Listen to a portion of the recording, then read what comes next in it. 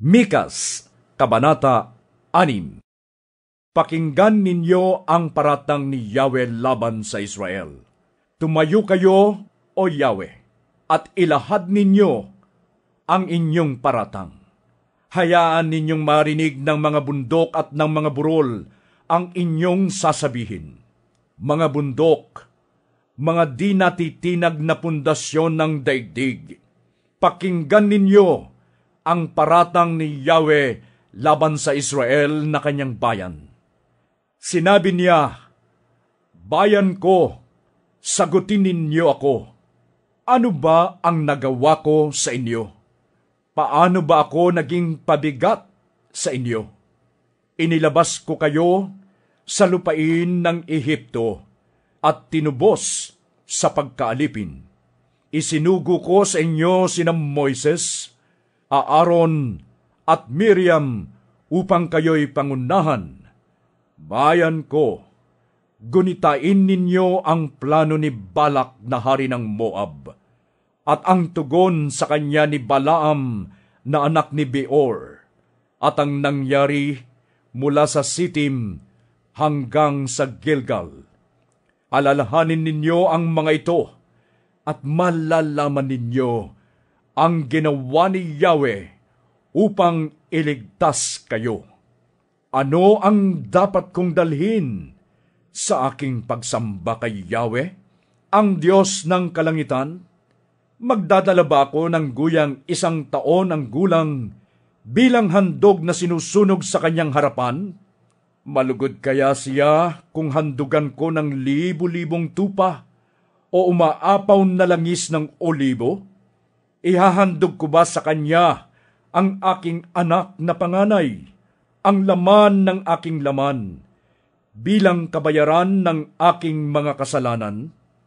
Itinuro na niya sa iyo kung ano ang mabuti. Ito ang nais ni Yahweh. Maging makatarungan ka sa lahat ng bagay. Patuloy mong mahalin ang iyong kapwa. At buong pagpapakumbabang sumunod ka sa iyong Diyos. Mainam ang magkaroon ng takot kay Yahweh. Ito ang kanyang panawagan sa lunsod. Makinig kayo, bayang nagtitipon-tipon sa lunsod.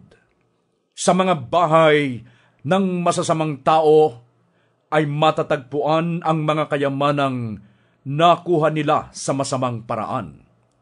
Gumagamit sila ng madayang takalan na aking kinasusuklaman.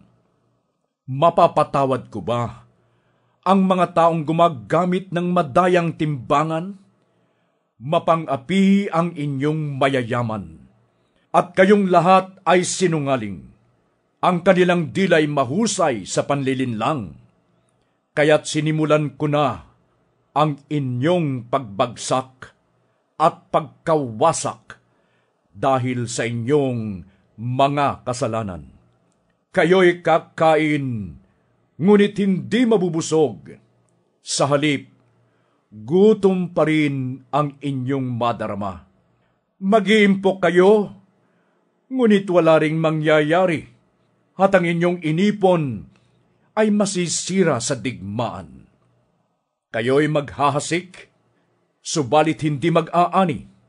Magpipisa kayo ng olibo, ngunit hindi makikinabang sa langis nito. Magpipisa kayo ng ubas, ngunit hindi makakatikim ng alak na katas nito. Mangyayari ito dahil sumunod kayo sa masasamang gawain ni Haring Omri at ng kanyang anak na si Haring Ahab.